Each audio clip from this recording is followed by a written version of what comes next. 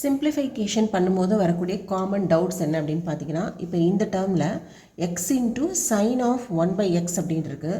இந்த ரெண்டு எக்ஸையும் நம்மளால் கேன்சல் பண்ண முடியாது. ஏன் அப்படின்னு பார்த்தீங்கன்னா, இங்கே எக்ஸுங்கிறது ஒரு தனி டேர்ம், இந்த 1/x இருக்கு இல்லையா, இது வந்து சைனோட கோஎஃபிஷியன்ட். ஓகே, அப்போ இந்த ரெண்டு எக்ஸையும் நம்ம வந்து கேன்சல் பண்ணக்கூடாது. இதோட ஆன்சர் வந்து இப்படியே தான் எழுதணும், சைன் ஆஃப் 1/x அப்படின்னு எழுதணும். ஏன்னா இங்கே 1/xங்கிறது சைனோட கோஎஃபிஷியன்ட். ஒரு கோஎஃபிஷியண்ட்டையும் இன்னொரு கோஎஃபிஷியண்ட்டையும் தான் நம்மளால் கேன்சல் பண்ண முடியும். இது எக்ஸுங்கிறது ஒரு தனி டேர்ம், இதையும் இந்த எக்ஸையும் நம்மளால் கேன்சல் பண்ண முடியாது. ஒருவேளை நமக்கு இப்படி இருந்ததுன்னா, இப்போ x into sign of 1/x into 1/x, இந்த இடத்துல இந்த 1/xங்கிறது வந்து கோஎஃபிஷியண்ட்டு, ஆனால் இந்த 1/x வந்து என்னென்னா தனி டேர்ம். ஸோ இதை நம்ம X into 1/x sign of 1/x அப்படின்னு எழுதிக்கலாம். இதில் எக்ஸையும் கேன்சல் ஆகிடுச்சுனாக்கா சைன் ஆஃப் 1/x தான் இதோட ஆன்சர்.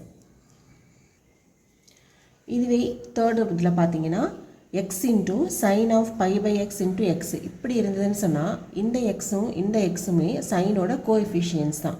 அப்போது இந்த நியூமரேட்டரையும் இந்த டினாமினேட்டரையும் நம்மளால் கேன்சல் பண்ண முடியும். பண்ணிவிட்டு ரிமைனிங் வந்து எக்ஸ் இன்ட்டு சைன் π அப்படின்னு நம்மளால் எழுத முடியும். இப்போது இதில் பார்த்தீங்கன்னா -1/2 + y = x அப்படின்னு இருக்குது. இப்போ இங்கே இந்த -1/2 வந்து எப்படி இருக்குன்னா வந்து அடிஷனில் இருக்குது.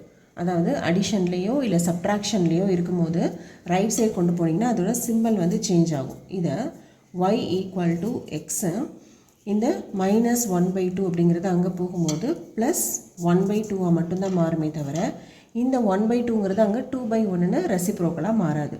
அது எப்போ வந்து ரெசிப்ரோக்கலாக சேஞ்ச் ஆகும் அப்படின்னு பார்த்தீங்கன்னா, இப்போ இந்த இடத்துல -1/2 வந்து எப்படி இருக்குது பாருங்கள், மல்டிப்ளிகேஷனில் இருக்குது.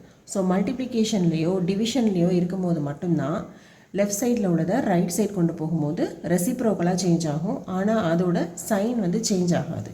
இப்போ இந்த இடத்துல y = x இன்ட்டு இந்த -1/2 வந்து இங்கே வரும்போது 2/-1 அப்படின்னு வரும்.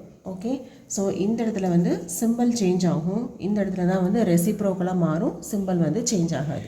இப்போ இதோட வேல்யூ வந்து -2xன்னு கிடைக்கும்.